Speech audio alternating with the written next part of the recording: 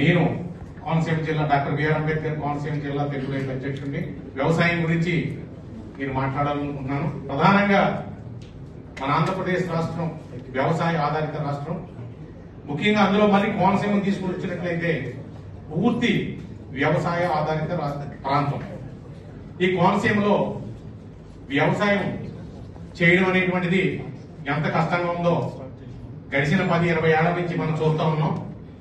ప్రధానమైనటువంటి సమస్యలు ఇక్కడ పంట కాలంలో, మురుగు కాలంలో, పంట చేతికి వచ్చే సమయంలో వర్షాలు వస్తే ముంపుకు గురయ్యి పంటకు రాని చేతికి రాని పరిస్థితి, రబీలో నీళ్లు అందక పంట చేతికి రాని పరిస్థితి. అంటే ఏ రకంగానైనా మనం ఏదో విధంగా పంట నష్టపోతూనే ఉన్నాం.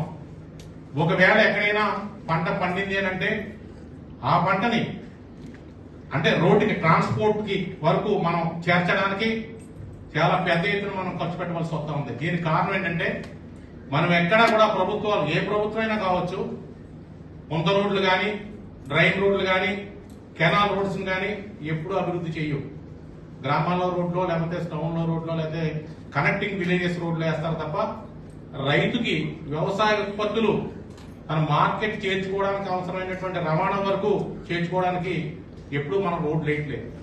దీనివల్ల రైతు ఒక బస్తా ధాన్యం తన రోడ్డు మీదకి తేవాలంటే 50 నుంచి 60 రూపాయలు ఖర్చు అవుతా ఉంది. దాన్ని మళ్ళా మిల్లర్కి ట్రాన్స్పోర్ట్ చేయాలంటే 60 రూపాయలు ఖర్చు అవుతా ఉంది. అంటే ఒక బస్తాని తను పండించినటువంటి పంటని మిల్లు వరకు చేర్చుకోవాలంటే 100 నుంచి 120 రూపాయలు ఖర్చు పెడితేనే కానీ ఆ రైతుకి అమ్ముకోలేనటువంటి పరిస్థితి. రైతు కోరిన విధంగా ఎప్పుడూ మనకి ఏ ప్రభుత్వం ఇవ్వదు. ఎవరికైనా ఇస్తుందేమో కానీ రైతులకైతే ఇవ్వరు. ఇచ్చిన దాంట్లో కూడా ఆ ఇచ్చిందంతా కూడా మనం చేతికి రాదు.